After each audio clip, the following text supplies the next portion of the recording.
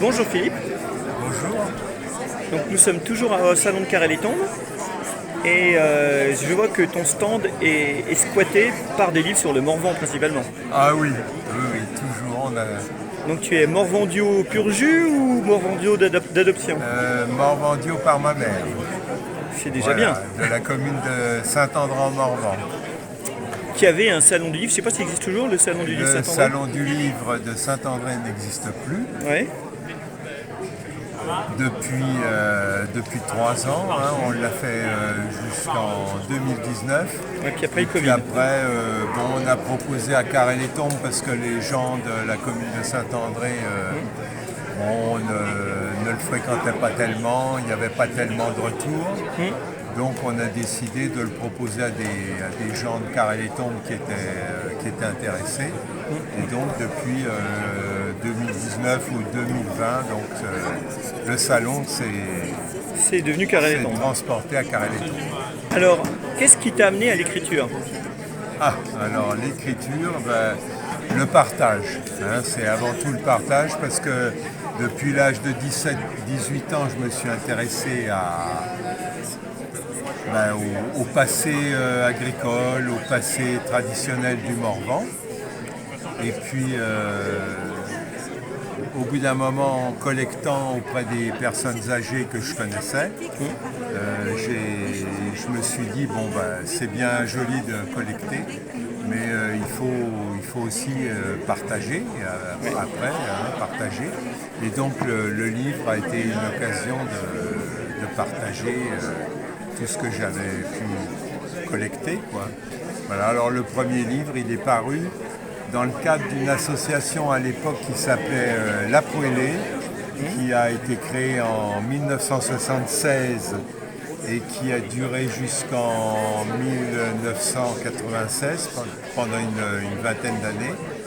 Et donc le premier livre que j'avais publié, c'était dans le cadre de cette association. C'était un livre qui s'appelait Joug et attaches du Morvan, c'est-à-dire un livre qui était consacré aux attelages de bœufs et de vaches qui travaillaient toujours dans le Morvan dans ces années-là. Il y en avait encore une vingtaine à peu près. Et donc j'avais prospecté auprès des gens, les derniers qui travaillaient suivant les méthodes traditionnelles. D'accord, je vois qu'en fait la plupart de tes livres sont aux éditions Sutton. Alors donc on a d'abord travaillé avec La Poêlée, Ouais. et ensuite on a créé une association qui s'appelle Nourrice du Morvan, qui existe toujours. Oui. Sur les nourrices du Morvan, j'imagine. Sur les nourrices du Morvan.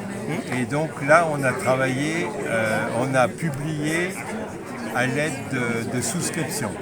C'est-à-dire des gens qui avancent de l'argent jusqu'à ce qu'on ait la somme qui permet de publier le livre de façon associative. Et puis il y a 12-15 ans à peu près, les éditions Sutton, qui sont basées à Tours, nous ont contactés pour savoir si ça nous intéressait de travailler avec eux. Et puis effectivement, on a publié un premier livre, et puis après sur les nourrices, sur les méthodes agricoles traditionnelles, sur le travail forestier, etc. Et donc on continue de travailler avec eux. Et donc maintenant, vous êtes devenu un des auteurs phares des éditions Sutton. Oh, non, pas du tout. Pas du tout. On collabore de façon très, très agréable avec eux. Bon, c'est une maison d'édition qui nous convient tout à fait. Bon, voilà, je crois qu'ils publient pas mal de livres sur les régions françaises en général. Et puis, Oui, c'est vrai. On travaille en confiance avec eux. D'accord. Alors, et les prochains projets, ça va porter sur quoi? Alors donc il y a eu un livre qui a été publié sur le véhicule agricole, le chariot à 4 roues. Le dernier, il a été publié sur les contes et récits du Morvan.